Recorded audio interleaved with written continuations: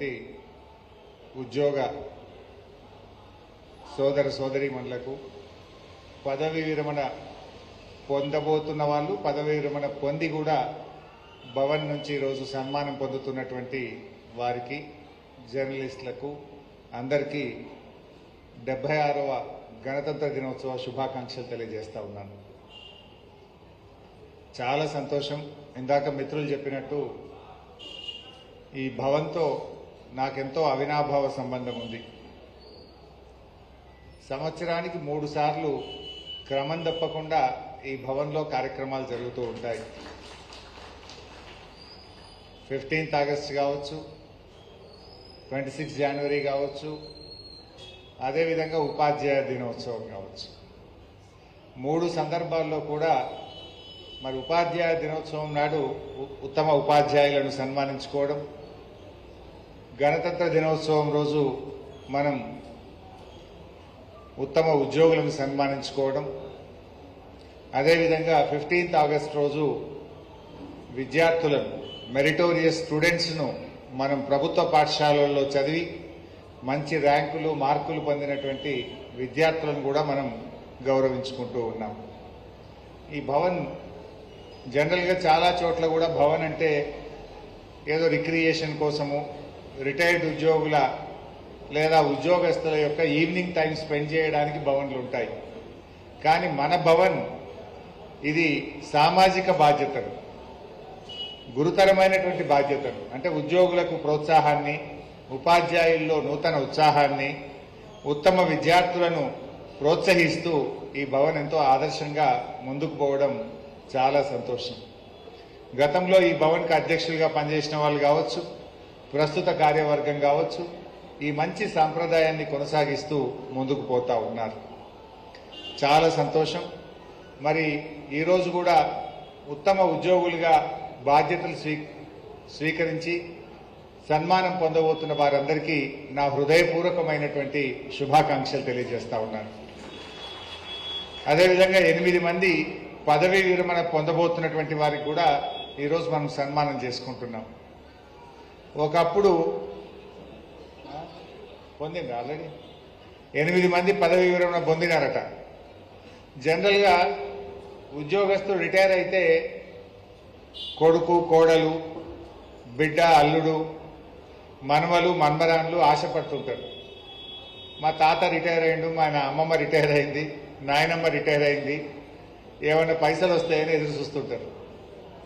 జనరల్గా రిటైర్ అయితే ఉద్యోగస్తులు 20-30 ఏళ్ళ తమ సర్వీస్లో రూపాయి నెల నెల కట్ అవుతుంటుంది. గ్రూప్ ఇన్సూరెన్స్ కావచ్చు, టీఎస్ జిఎల్ఐ కావచ్చు, గ్రాట్యుటీ కావచ్చు, కమ్యుటేషన్ కావచ్చు, ఇట్లా రకరకాలుగా వాళ్ళకు పదవీ విరమణ సమయంలో డబ్బు వస్తుంది. జీవితం అంతా ఒక ఆశ పెట్టుకుంటారు.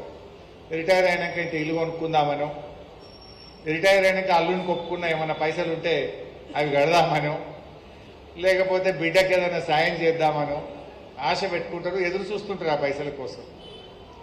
కానీ కొత్త ప్రభుత్వం వచ్చిన తర్వాత ఈ రిటైర్మెంట్ పైసలు ఎప్పుడు వస్తాయో తెలుస్తలేదు. కనీసం 3 నెలలకు ఇస్తాము, 6 నెలలకు ఇస్తాము, ఏడాదికి ఇస్తాము, ఇప్పుడు సగం ఇస్తాము, రేపు సగం ఇస్తాము, ఏదో గాలి దీపం లెక్క అయిపోయింది.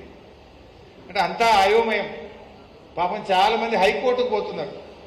ఇప్పటికీ నాకు తెలిసి 200-300 మంది హైకోర్టుకు పోతే హైకోర్టు వడ్డీతో సహా 6 వారాల్లో చెల్లించమని ప్రభుత్వానికి డైరెక్షన్ ఇస్తా ఉంది. ఈ మధ్య మన మందపల్లికి చెందిన జెడ్పీహెచ్ఎస్ ప్రధాన ఉపాధ్యాయులు వెంకటేశం గారు కూడా హైకోర్టు పోయిండు. నేను రిటైర్ అయినా 6 నెలలు అయింది, నా పైసలు వస్తలేవంటే 6 వారాల్లోగా ఇతనికి డబ్బులు చెల్లించండి అని హైకోర్టు ఆదేశం ఇచ్చింది ప్రభుత్వానికి.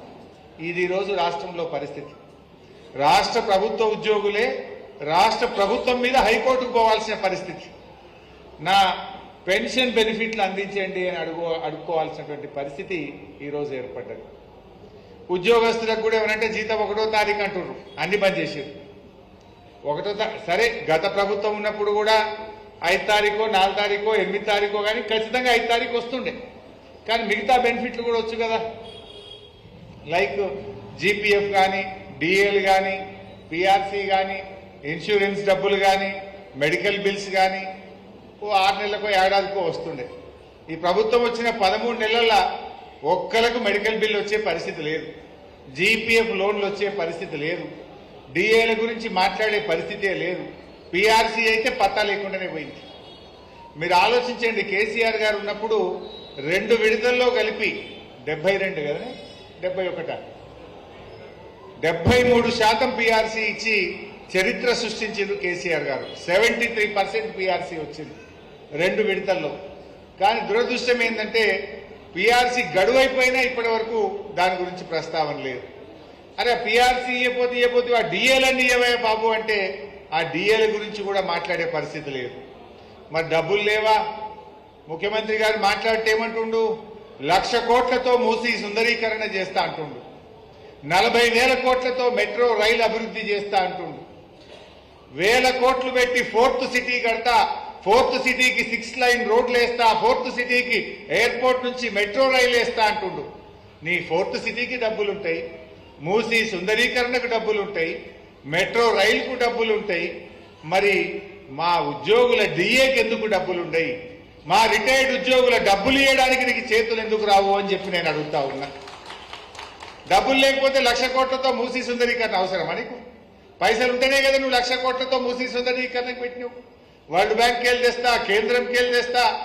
మొన్న ఏం చేసిండు, టిఎస్ఐఐసి మన భూములు గచ్చిబౌలిలో 400 ఎకరాల భూమి ఉంటే 10,000 కోట్లు బ్యాంకులో కుదబెట్టి తెచ్చింది. 400 ఎకరాలు కుదబెట్టి 10,000 కోట్లు తెచ్చింది. ఎవరికి ఇస్తుండ్రు ఆ 10,000 కోట్లు? బడా బడా కాంట్రాక్టర్లకు 8% 10% తీసుకొని బిల్లులు ఇస్తా ఉన్నారు.